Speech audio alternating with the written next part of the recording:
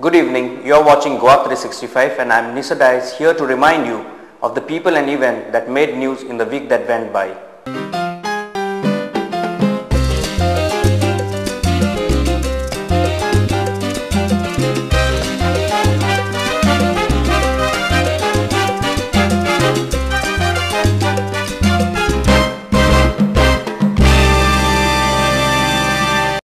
It was a week that brought to the fore people's disenchantment with the government dilly-dallying over the SEZs and IT habitat.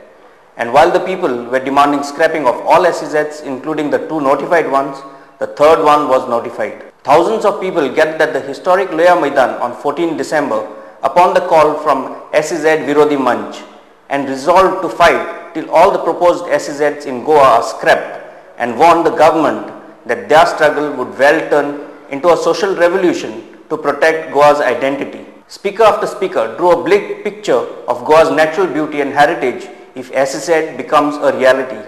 In fact, Rector of the Century of Blessed Joseph Vaz at Sankwal, Father Eremito D'Souza, gave a graphic description of migrant population overrunning the locals everywhere, as it has happened presently at Sankwal, where a non-Goan is holding a post of Sarpanch. Pravin Sabnis, while informing that the promoters of SEZ have cut hills and bored wells without permission from authorities, he wondered whether the damage could now be undone. 4 days later, on the eve of 46th Liberation Day of Goa, thousands of people culminated at the historic Azad Maidan in the capital city of Panjim upon the call of the Goa's movement against SEZ. Manohar Parrikar repeatedly stressed that it was a apolitical movement since it was an issue of the motherland. True to his style, he gave description of Goa's landmass in square kilometers at the time of liberation for habitation and that of now. He warned if SEZs are allowed, there will be no land for settlement by next year. Convener of GMAS, Matani Saldana, let go his vitriol against Pratap Singh Rane and his family and squarely blamed him for all the ills that Goa is facing today. He said, successive governments could not provide 80% of jobs in existing and rubbished the government's claim that SEZs would eradicate unemployment in Goa. With the formation of two groups to fight SEZs being set up has caused a lot of bad blood, and BJP member Siddhanath Bhuyan went overboard at a meeting called by Youth for Goa to scrap SEZs targeting prominent people. Siddhanath should first realize where he is rooted. After being suspended as Vice President of Youth Congress, he clung to Churchill Alemo and with his help formed Save Goa Front. After the general elections, he resigned from SGF following differences with Alemo and joined the BJP. He targeted Dr. Oscar Ribello for being a part of SEZ Virodhi Manch and not GMAS. It is high time Siddhanath realizes that Dr. Oscar Ribello works as a team of GBA and does not decide for himself which sides he should take. Further, SEZ Virodhi Manch has been instrumental in stopping work at Keri Meditab SEZ and Rahejas at Verna, whereas GMAS have so far issued only deadlines to the government to scrap special economic zones. Last week saw a dip in the morale of the Youth Congress members, as after being brutally beaten up by goons of Taligaon MLA Babush Monsarat while marching to his residence to hold a dharna for objecting to IT habitat, the youth members were left to fend for themselves.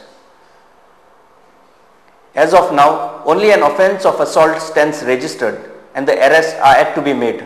Indication that law and order has collapsed in the state was so palpable that Babush attended a public meeting at Azad Maidan and was seated on the first row on that day itself.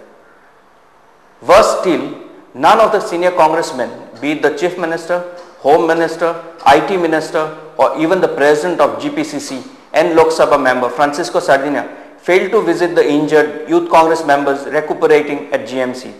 And how true is the old adage that the police do not protect who pay their salaries but serve those who pay their bribes, as Kolva Police Inspector Edwin Culasso was personally providing protection to an illegal Kolva night bazaar.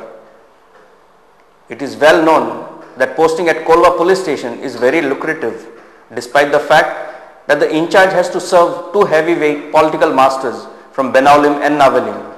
In recent times, gambling, bullfights have become rampant with active patronage of the police. And last Monday, police allowed Kolva Night Bazaar to conduct business without the permission of the Panchayat, It is well known that night bazaars are hotspots of nefarious activities like sale of drugs, brawls, loud music. And PI Edwin Culasso was a VVIP at the illegal night bazaar. And as if the police do not have enough on their plates, Panjim police goofed up once again by allowing a jeep that was allegedly involved in a hit and run case that killed a photojournalist Sushant Naik to be towed away. Angered by this, the journalist laid siege to the Panjim police station and not only demanded the jeep be brought back immediately but also demanded the suspension of PI Serafin Dias. In the turn of events, both the demands of the journalist were fulfilled as the jeep was brought back and the driver arrested, and PI Serafin Dias was sent packing to Goa Reserve Police. The week that went by saw North Goa Sessions Court Judge U.V. Bakre order Health Minister Vishwajit Rane to be personally present in the lower court to answer to the charges of intimidation and threat to social activist Iris Rodriguez. This might be the first case wherein an MLA has been ordered by the judiciary to do so, as what could be termed as the only decisive decision of the Chief Minister Digambar Kamath this week was his public announcement that he has asked the pharma companies in Goa to contribute to the welfare of the society or close shop. But one has to take such disclosures with a pinch of salt, since the Chief Minister had also announced that SEZ promoters had conveyed to him that they have voluntarily stopped all the works in the properties in the wake of unrest among the people of Goa. However, in truth, destruction of Goa's land in the SEZ was in full swing, and Keri and Verna villagers had to trespass into these properties and forcibly drive away man and machines.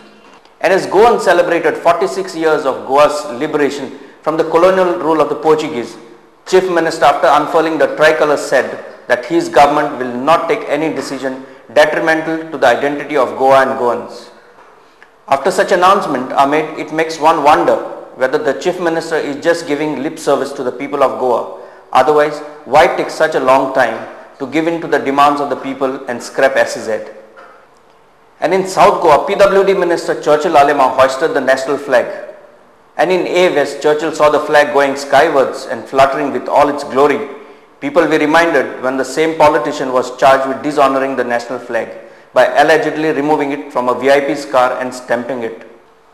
And as is the usual style of the leader of opposition, Manohar Parrikar, to shoot his mouth off and then try to make amends, he came to the aid of two-time colleague, once in the cabinet and then to topple the Digambar Kamath government, Taligaon MLA Babush Montserrat, when he said that it is unacceptable to take morchas to the residences of MLAs.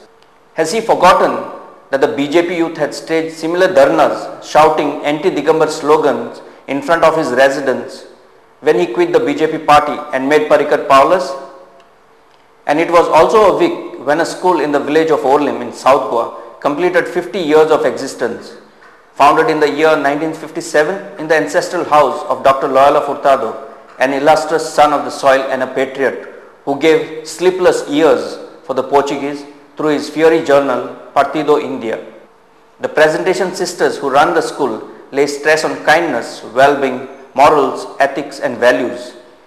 And these have paid off as many as 4 of its students, Sister Yvette, Sister Annette, Sister Alvira and Sister Lancia, not only joined the presentation order but also returned to their alma mater as headmistresses. And lastly, as every one of our viewers, especially from the Christian community, are preparing for the birth of baby Jesus, the festive mood is in the air. Besides decoration, Christmas sweets, Santa is very much part of Christmas and children just adore him for he brings goodies and gifts. But in Goa, we need not rely on Santa sleighing from North Pole. We can be proud of our own, Agapito Coutinho from Ribandar. That's all we have in Goa this week. Before we resume with more news, we'll take a short break.